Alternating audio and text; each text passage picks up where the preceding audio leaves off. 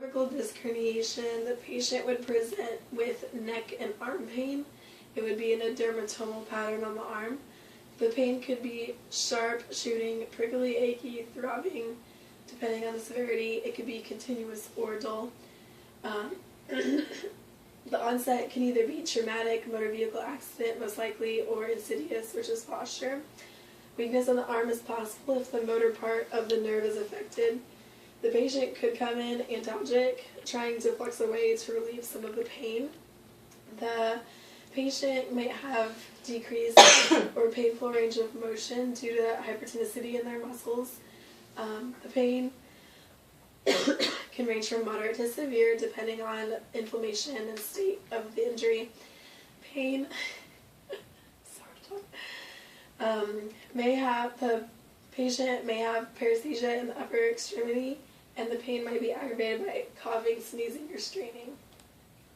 The anatomy of the area, there's the disc, which has two parts, the inner nucleus pulposus and the outer annular fibers that contain the inner part. There's ligaments that run down in the spine, the PLL, posterior longitudinal ligament, down the back of the vertebral body, the vertebral canal, which houses the spinal cord, and then like the lateral recess where the spinal nerves exit. The nerves are susceptible to compression in the IVFs.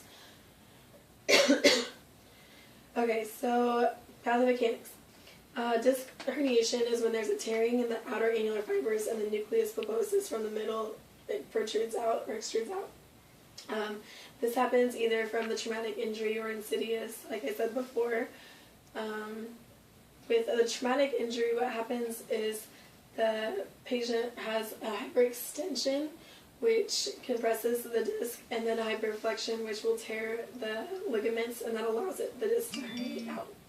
With poor posture, you're adding additional stress on the cervical spine, and the disc causes degeneration, which can lead to less flexibility and making it easier for the disc to herniate. It also decreases the disc space, narrowing the IVF, compressing the nerve roots. As you age, you do lose some of the hydration in the disc, and that makes it easier to herniate as well. And when the disc herniates laterally, you get symptoms down one side of the body. If the disc herniates centrally, you can get bilateral symptoms.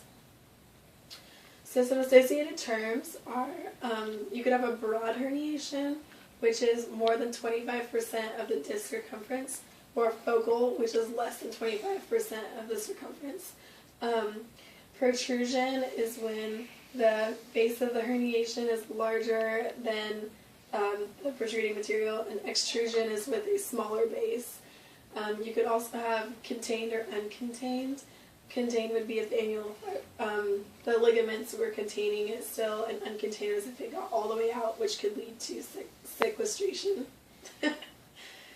Okay, so some special imaging we could do on our patient is we could do x-rays to see the extent if there was a traumatic case, and we could see if there was IVF encroachment and see if there's any disc space changes. We could do an MRI to look at her soft tissues better, or we could, and leave in the spinal cord, or we could do CT for bony changes. So the primary orthopedic test that I would do on my patient is Jackson's compression test. So what I'm going to have you do is... You can pause it. Say with Kylie. I got her. Hey.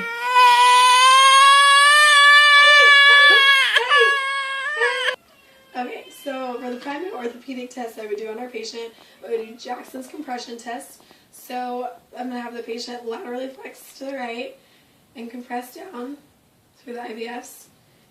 Flex the other way, compress down, and then in neutral, compress down. Did you have pain with either of those? No. How that test works is when we're laterally flexing the head and we're pressing down, we're compressing that ipsilateral side that we're flexing towards, which puts the facet joints together. And then on the opposite side, we have stretching of the capsule and the muscles and the ligaments. And so the IVF gets smaller on the side you flex to and larger on the other side.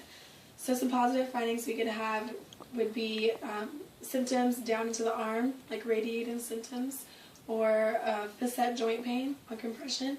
We could also have contralateral pain on the stretch of the capsule and the ligaments. And then posterior lateral pain would be facet joint pain. 3 other orthopedic exams I could do.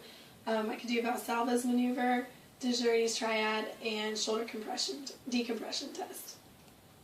Lastly, to treat our patient, if she was very acute, we would just do mild mobilization and adjustments that she could handle. We could use an activator or any other mild treatment methods.